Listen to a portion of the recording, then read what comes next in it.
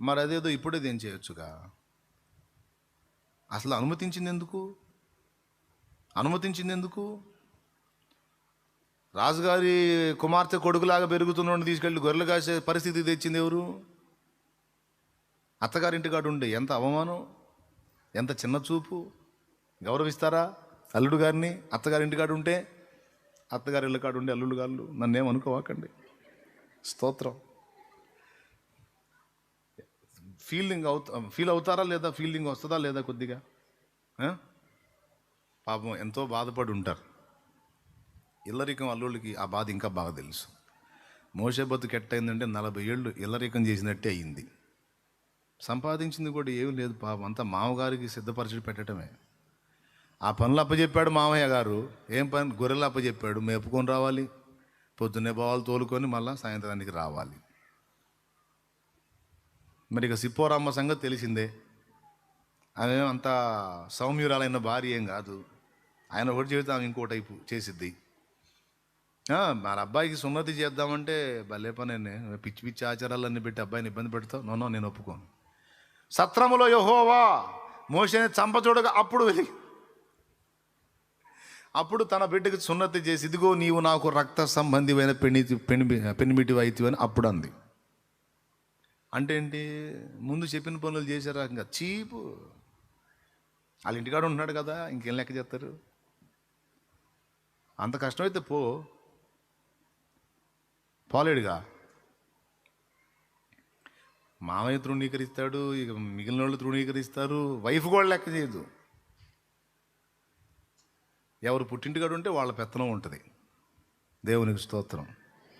వీడు తల్లిదండ్రులు లేకుండా అనుకో, వీని పెత్తనం ఉంటుంది. అంటే అవసరమైతే వెళ్ళిపో, వీళ్ళ బిర్రు చూసుకొని ఇతనికి కేకలేస్తుంటాడు. ఆమె పుట్టింటికాడు ఉంటే ఏంటి? వెళ్ళిపో, నేను రాను. మా అమ్మమ్మ నన్ను పూలల్లో పెట్టి చూసుకుంటాను. పాపం ఎన్ని బాధలు పడ్డాడు మహారాజు.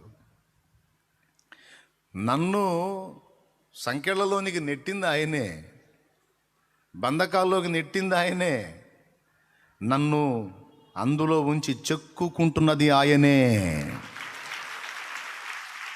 నా నిర్మాణం సంపూర్తి చేసి నన్ను బయటికి తెచ్చి తన ఘనమైన పని కొరకు నన్ను వాడుకునేది కూడా ఆయనే. ఇప్పుడు కొట్టాలి చప్పట లెక్క ప్రకారం. ఆయనకే మహిమ. చెప్పు గట్టిగా స్తోత్రం కూడా చెప్పు. అది నా విశ్వాసం అని చెప్పాలి. ఇంకప్పుడు లూసిఫర్ గాడు ఉండడు అక్కడ. నువ్వు విశ్వాసముతో కూడిన మాటలు ప్రతి సందర్భంలోనూ మాట్లాడితే వాడు నీ మీదకి తీసుకొచ్చే ఆలోచనలన్నీ నువ్వు చిట్లగొట్టగలుగుతావు, వాడిని గెలవగలుగుతావు. దీన్ని ఒక కవి ఇలా అభివర్ణించాడు. సడలని విశ్వాసం మన నరమున ఉంటే నరకాలే తలవంచవా. ఏం మాట! సడలని విశ్వాసం మన నరమున ఉంటే నరకాలే తలవంచవా. వస్తాడు దివిని వీడి వడివడిగా దిగి వస్తాడు. ఆ కరుణామయుడు తాను తిరిగొస్తాడు. దేవునికి మహిమ. దేవుడు నీకు తోడై ఉంటే మరి ఎందుకు ఫెయిల్ అయ్యావు? దేవుడు నీకు తోడై ఉంటే మరి ఉద్యోగం ఎందుకు రాలేదు? దేవుడు నీకు తోడై ఉంటే మరి మీ ఇంట్లో అది ఎందుకు జరిగింది? బోల్డ్ అన్ని మాటలు తీసుకొస్తారు. మరి దేవుడు మీకు తోడై ఉంటే మీ నాన్న ఎందుకు చచ్చిపోయాడు? దేవుడు కాపాడొచ్చుగా. విశ్వాసం గల నీవేం మాట్లాడతావు? ఇంటికి పోయి మమ్మీ డాడీ ఎందుకు పోయాడే, దేవుడు ఎందుకు కాపాడలేదని అడుగుతావా? ఏం చెప్తావు? ఎక్కడికి పోయాడు మా నాన్న? ఎక్కడికి పోయాడు? మీరేమనుకుంటున్నారు? చచ్చిపోయాడని నీకు లేడు అనుకుంటున్నారేంటి? మా నాయన భద్రంగా ఉన్నాడు, మాకంటే ముందుగా దేవుని వద్దకు చేరాడు. ఒకరోజు వస్తుంది, ఆయన మేము తిరిగి కలుసుకుంటాం. ఇక ఎప్పటికీ విడిపోకుండా శాశ్వతంగా అక్కడే ఉంటాం. ఇది నా విశ్వాసం అని చెప్పు, ఇంక అవతల సౌండ్ ఉండదు. మరణంతో సహా సమాధానం చెప్పడానికి సన్నద్ధులై ఉండాలి. ఎందుకంటే మనుషుల నుంచి రకరకాల ప్రశ్నలు తీసుకొచ్చి నిన్ను సంధించేది సైతాను. నిన్ను కృంగదీయటానికి, మానసికంగా క్షోభ పెట్టడానికి, బలహీనపరచడానికి, వెనక్కి తిప్పడానికి, నీ మీదకి అవిశ్వాసపు బాణాలు విసిరేది నిరంతరం వాడే. వాడిని ఎదుర్కోవడానికి విశ్వాసాన్ని ఒక ఆయుధంగా నువ్వు వాడాలి.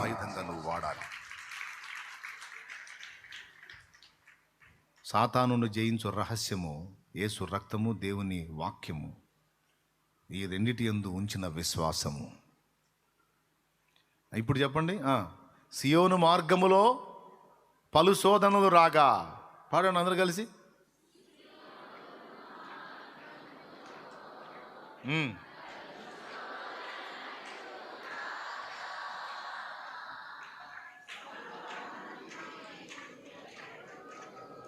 సొంత బలమును ఇచ్చితివి,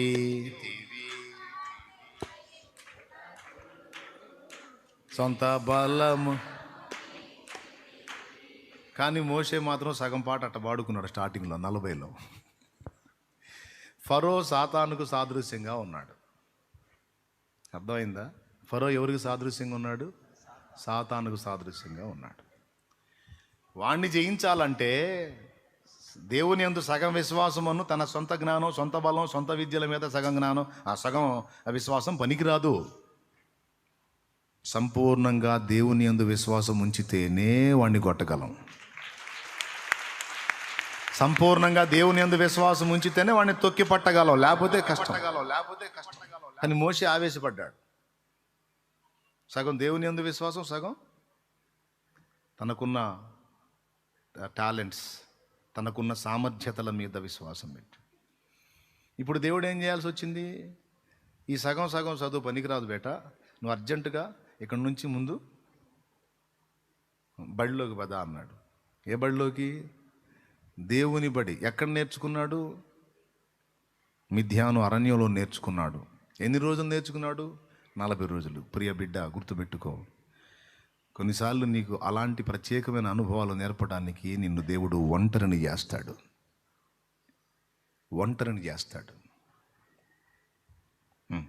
నిన్ను ఆదరించేవాళ్ళు, ఆదుకునేవాళ్ళు, అర్థం చేసుకునేవాళ్ళు, ప్రేమించేవాళ్ళు, నీకు సపోర్టుగా నిలిచేవాళ్ళు అందరినీ కూడా దూరం చేసి కూర్చోబెడతాడు. భార్య, పెంకె భార్య, ఆమె తండ్రి, అల్లుడు ఇంటబడి ఉంటే చీపేగా. ఇంకేమాత్రం ఆదరణ దొరికిద్ది? దాది పోయే, మమ్మీ పోయే, ఆ జనం పోయే, ఈ జనం పోయే, ఇశ్రాయేలీలు లేరు, ఐగుప్తీయులు లేరు, పోయి మిద్యానీయుల దగ్గర పడ్డాడు. పోయి చూడండి, ఏది లేదు, ఒంటరి అయిపోయాడు. ఈ పాటలు పాడుకుంటూ కూర్చున్నాడు. ఒంటరిగా ఉన్నాయి విలపిస్తున్నానని. పిల్లరా, నేను చెప్పేది మీలో ఎంతమందికి అర్థమైందో కానీ నిజంగా నిజం. కొన్ని అనుభవాల కోసం దేవుడు కావాలని అందరి నుంచి నిన్ను పక్కకు తీసుకొచ్చి ఒంటరి గువ్వగా చేసి పడేస్తాడు. ఇక నిరీక్షణే ఉండదు. ఎవరొచ్చి ఆదుకుంటారన్న ఆశ ఉండదు, నిరీక్షణ ఉండదు, శూన్యం అయిపోయింది. ఎవరికి వెళ్ళి చూడటానికి ఉండదు. ఇక అందరూ చేతులు ఎత్తేస్తారు, నిస్సహాయులం బాబు, మేమేం చేయలేము, అమ్మ నిస్సహాయులం, మేమేం చేయలేము. ఎవరు వచ్చారు మోషే కోసం? అమ్మ వచ్చిందా? బిడ్డ పోయాడని అమ్మని రానీరు, ఐగుప్తు బానిస. పోనీ ఫరో కుమార్తె వచ్చిందా? నా కుమారుడు ఏడి, మోషే ఏడి, ఎటుపోయాడు, కనుక్కోండి, నా బిడ్డను తీసుకోండి అందా? హంతకుడుగా ముద్ర వేయబడ్డాడు గనుక అతనికి సపోర్ట్ చేస్తే వాళ్ళు కూడా నేరస్తులు అవుతారు. అందరూ సర్దుకున్నారు. ఇక ఆదరించేది లేదు, ఓదార్చేది లేదు, ధైర్యపరిచేది లేదు, ప్రోత్సహించేది లేదు, కర్తవ్యాన్ని గురించి రేపేవాళ్ళు లేరు. ఒంటరి గువ్వ. దేవుని బడిలో ఒంటరివి నీవు. ఇక ఇప్పుడు నీ కనపడేది నలుదిశలా ఆయనే. ఇక ఎటుపక్క చూసిన నలుదిక్కులా ఆయన ఒక్కడే. ఇక నిరీక్షణే లేదు, ఇక ఆధారం లేదు. ఒంటరినై తోడు లేక ఓడునై తిని ఓదార్చెవారు లేక భారమైతిని, ఒంటరినై తోడు లేక ఓడునైతిని. ఓదార్చెవారు లేక భారమైతిని, తండ్రి నీ తోడు లేక ఓడునైతిని. తండ్రి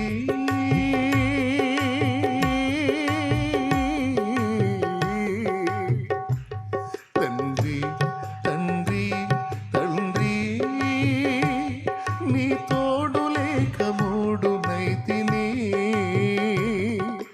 నీ తోడు దొరికాక చిగురించితిని, నీ తోడు దొరికాక చిగురించితిని.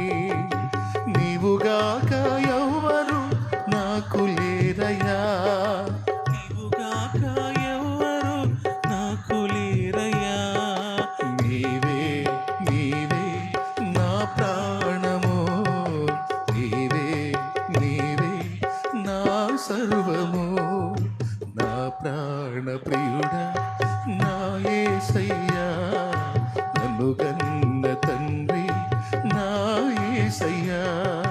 నా ప్రాణ ప్రియుడా నా యేసయ్యా, నన్ను కన్న తండ్రి నా యేసయ్యా.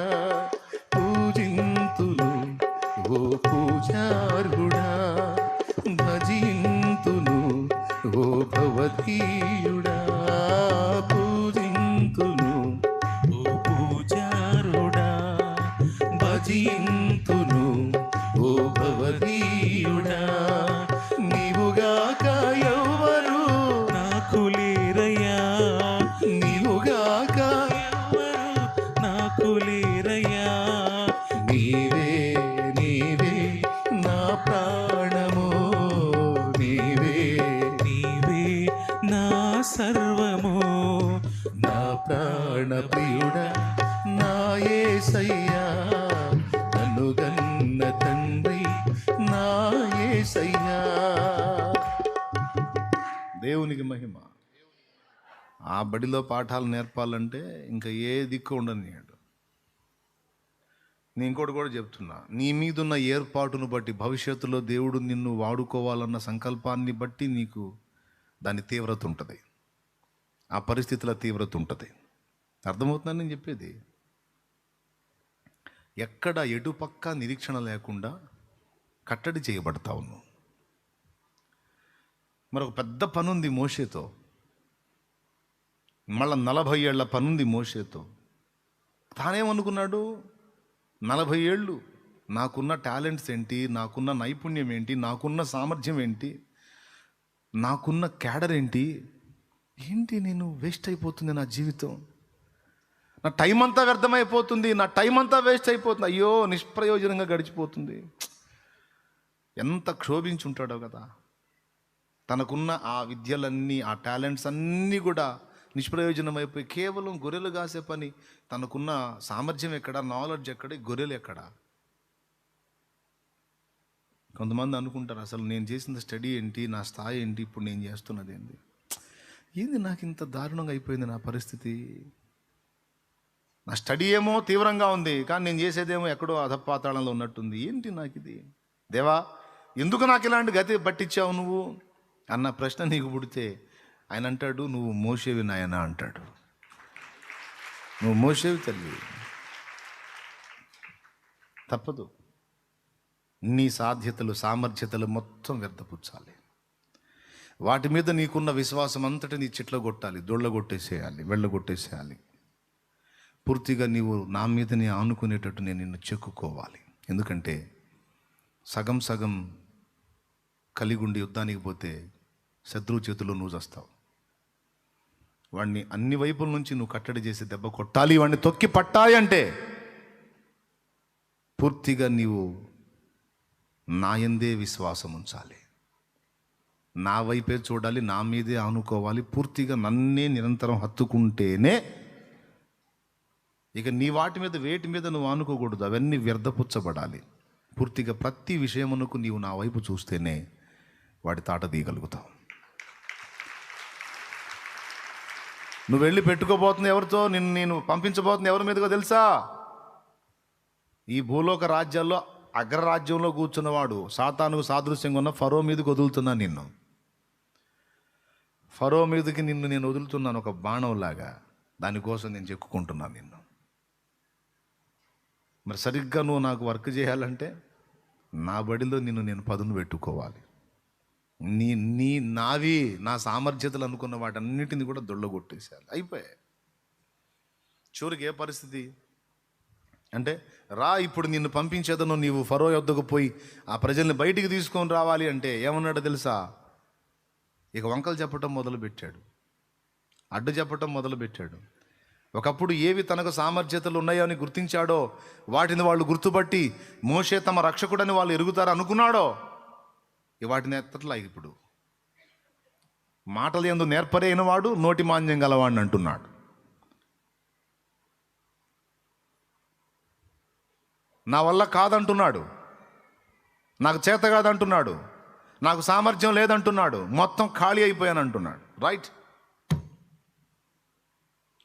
అక్కడ వాళ్ళు ఖాళీ అయ్యారు, ఇక్కడ నువ్వు ఖాళీ అయ్యావు. ఇప్పుడు జరిగింది పని. అప్పుడు దేవుడు మాట్లాడాడు, నేను నీకు తోడై ఉంటాను, నేను నీకు తోడై ఉంటాను. నీకు తోడై ఉండి నేను చేస్తాను కార్యం. జస్ట్ నువ్వు అట్లా నిలబడు అంతే. నీ పనితనాలు, నీ టాలెంట్స్, నీ సామర్థ్యాలు నాకేం అవసరంలా. నువ్వు జస్ట్ ఒక తోలు బొమ్మలా నిలబడి అంతే, నేను చూసుకుంటా. అంతేనా? మోషే చేసింది ఏమైనా చేశాడా? పూర్తిగా దేవుని శక్తి మన మీద పరిపూర్ణం కావాలి అంటే మన స్వయం విషయంలో, సొంత శక్తి విషయంలో మనం బలహీనులం కావాలి. ఇది 2 కొరింథీ పత్రిక 12వ అధ్యాయము 7 నుంచి చదివితే వచనాలు ఉన్నాయి. నాకు కలిగిన ప్రత్యక్షతలు బహు విశేషముగా ఉన్నందున నేను అత్యధికముగా హెచ్చిపోకుండా నిమిత్తము నా శరీరములో ఒక ముళ్ళు సాతాను యొక్క దూతగా ఉంచబడినది నా యొద్ద నుండి తొలగిపోవాలని ముమ్మారు ప్రభువుని వేడుకుంటుని. అందుకు ప్రభు ఏమన్నాడు? నా కృప నీకు చాలును, నా కృప నీకు చాలును, బలహీనత యందే నా శక్తి పరిపూర్ణమగుచున్నది అన్నాడు. అంటే ఏంటి? ఈ ఒక్క మొక్క చెప్పేసేయండి, మనం ప్రార్థన చేసేసుకుందాం. అంటే ఏంటి? మన స్వయం విషయంలో, మన సొంత టాలెంట్స్ విషయంలో, మన సొంత సామర్థ్యతల విషయంలో మనం బలహీనులము అని గుర్తుపట్టాలి. వాటి మీద డిపెండ్ అవ్వకుండా పూర్తిగా ఆయన మీద ఆనుకుంటేనే జయ జీవితం సాధ్యమవుతుంది. ఆయన మీద ఆనుకున్న భక్తులందరూ జయ జీవితాన్ని అనుభవించారు.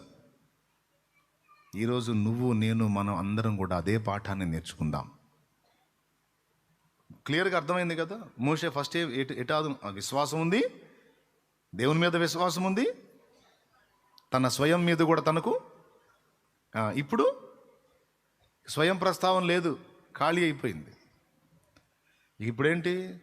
చాలునయ్య నీ కృప నా జీవితానికి,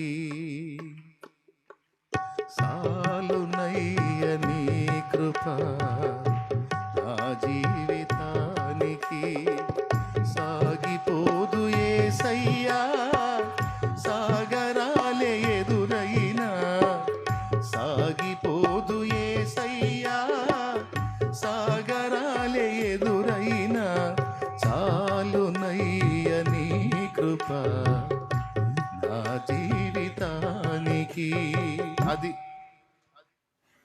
నీ దగ్గర ఏం లేవా? ఏం లేదయ్యా. అట్లా ఎవరైతే పూర్తి విశ్వాసంతో దేవుని మీద ఆనుకుని ఆయన ఎందే నిరీక్షణ నిలుపుతారో వాళ్ళు నిత్య విశ్రాంతిని అనుభవిస్తారు. పూర్ణ శాంతి అనేది వాళ్ళు అనుభవిస్తారు. లోకమును జయించిన విజయము, లోకాధికారి ఎవడు? వాడి చేతిలో తిప్పబడుతుంది ఏది? లోకం. లోకాన్ని, దాని నాయకుడైన సైతాన్ని జయించిన విజయము మన విశ్వాసమే. ఏ విశ్వాసం? సంపూర్ణంగా దేవుని మీద ఆనుకున్న విశ్వాసం. ఈరోజు ఆదికాండపు ధ్యానంలో గ్రంథకర్త యొక్క జీవితంలో దేవుని జోక్యం. దేవుని జోక్యం ఎట్లా చేసేసాడండి? మొదట ఆకారం ఉంది, తర్వాత నిరాకారం అయిపోయింది, తర్వాత దేవుడు జోక్యం చేయటం మొదలుపెట్టాడు. అద్భుతమైన ఆకృతి వచ్చింది, మోషేకు వచ్చింది, మోషే జీవితానికి కూడా వచ్చేసింది. ఎంత అంటే తరతరములకు ఆశీర్వాద కారణంగా చేయబడ్డాడు. అవునా? తరతరములకు ఆశీర్వాద కారణంగా. ఇశ్రాయేలు జనాంగానికి మాత్రమే మోషే ఆశీర్వాద కారణమా? పంచకాండాలు ఇచ్చి మనకు కూడా ఆశీర్వాద కారణం అయ్యాడు ఆయన. మన ఆశీర్వాదానికి మోషే కారకుడు అయ్యాడు. ఎన్ని తరాలకు? బహుతరములకు ఆశీర్వాదముగాను శాశ్వత శోభాతిశయముగాను నేను నిన్ను చేసేదను అన్న వాగ్దానం మోషే జీవితంలో నెరవేరిపోయాయి. ఎప్పుడు? దేవుని బడిలో చదువు నేర్చుకున్నప్పుడు, తన స్వయం మీద విశ్వాసాన్ని విసర్జించి అన్ని వైపులా నీవే నాకు దిక్కని దేవుని మీద డిపెండ్ అయినప్పుడు. దేవునికి స్తోత్రం. ఆ దేవుని బడిలో చదువు నేర్చుకునే నేపథ్యంలో హృదయము విరిగి నలిగిన అనుభవంలో, గాయపరచబడిన అనుభవంలో ఆరితేరినప్పుడు, ఏ స్థాయి కంటే ఇశ్రాయేలు మీద నాయకుడై ఉండి సర్వ సమాజం ఎదుట సాష్టాంగపడ్డ స్థాయికి తగ్గించుకున్నాడు. కంటి చూపుతోనే గడగడలాడించగలడు, కానీ వాళ్ళ ముందు సాగిలపడేంత విరిగిపోయాడు ఆయన. హల్లెలూయా. కాబట్టి దేవుడు మనల్ని అటు రీతిగా చెక్కడానికే జోక్యం చేసుకున్నాడు, స్వీకరించాడు. ప్రారంభంలో ఒక విధంగా ఉంది, తర్వాత ఆ ఆకృతి నీ జీవితం కోల్పోయింది. అయితే ఇప్పుడు దేవుని చేతుల్లోకి తీసుకున్నాడు. దేవుని బడిలో నిన్ను సిద్ధపరచుకుంటున్నాడు. తప్పకుండా ఒక సాకారాన్ని నీ జీవితంలో ఆయన తీసుకొస్తాడు. ఒక సాకారం నీకు ఇస్తాడు ఆయన. ఓకే, నువ్వు మంచి ఆకారాన్ని నీకు ఇస్తాడు. ఇది నమ్మితే ఆయన యందు విశ్వాసాన్ని బట్టిగా దేవుని పాదాలు పట్టుకో, నేర్చుకో. దేవుని మీద ఆనుకోవడం నేర్చుకో, ఆధారపడటం నేర్చుకో. పరిపూర్ణ విశ్వాసాన్ని సాధన చేయి. కృప మనందరికీ తోడై ఉండునుగాక. ఆమేన్. రండి మోకాళ్ళ మీదకి.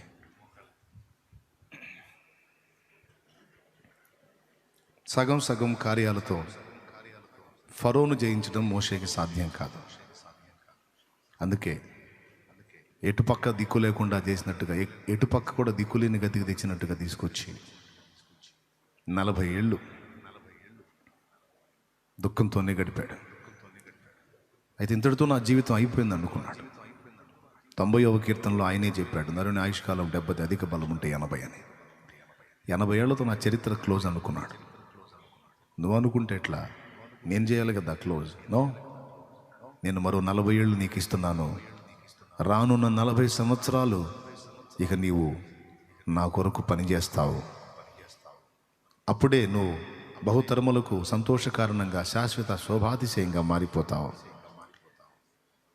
ఈ 40 ఏళ్ల సుదీర్ఘ శ్రమ అనుభవం తరువాత ఇదిగో రాబోతున్న 40 నేను నీకు ఆశీర్వదించి ఇస్తున్నవి. ఒక వెలుగు వెలుగుతావు, భయపడవాకు. నా చేతులతో నేను వెలిగిస్తాను. నా వైపు చూడు, నా మీద ఆనుకో.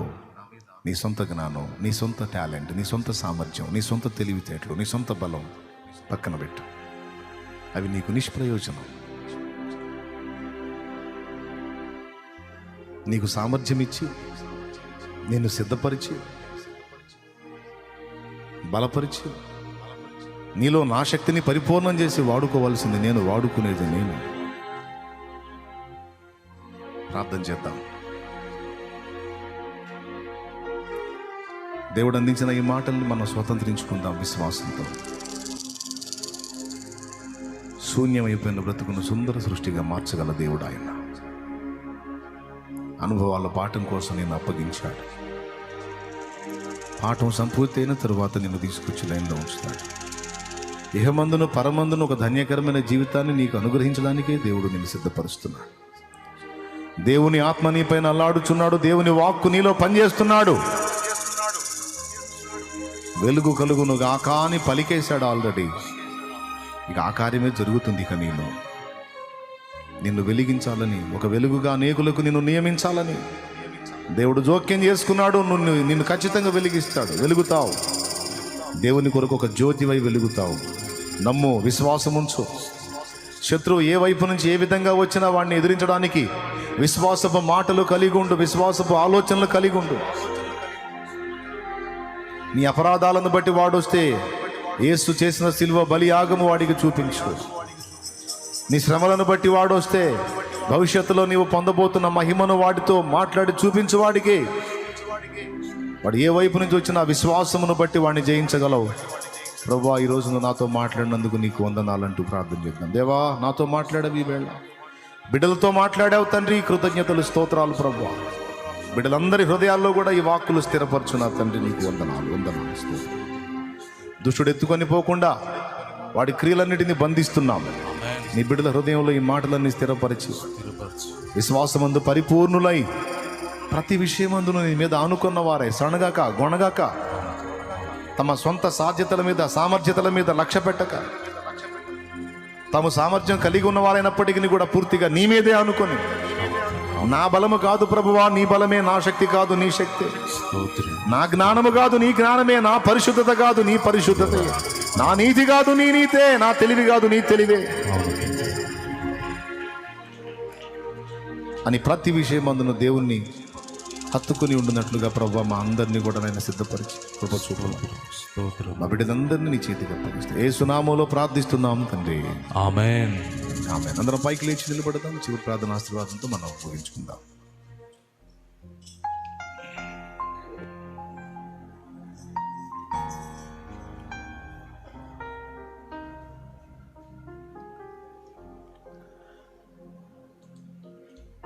మీరు ఏ శ్రమలో, బాధలో, ఇబ్బందిలో, ఇరుకులో, కష్టంలో, కన్నీళ్ళలో ఉన్నారు.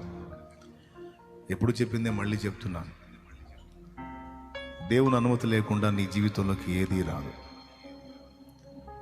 ఏదైనా నీ జీవితంలోకి అనుమతించబడింది అంటే అది దేవుని అనుమతితోనే అనుమతించబడి ఉండాలి. సమస్తము ఆయనకు సేవ చేయుచున్నవి అన్న వచనం గుర్తుపెట్టుకోండి. అందులో నేను ఇబ్బంది పెట్టే శ్రమలు సైతం దేవునికి సేవే చేస్తున్నాయి. దేవునికి సేవ చేయింది ఏది లేదు ఇందులో. ఆఖరికి మనల్ని ఇబ్బంది పెట్టే సైతాను కూడా వాడికి తెలియకుండా దేవునికి వాడు సేవ చేస్తున్నాడు. అంతే, కొద్దిగా ఆలోచిస్తే అదే అర్థమైంది.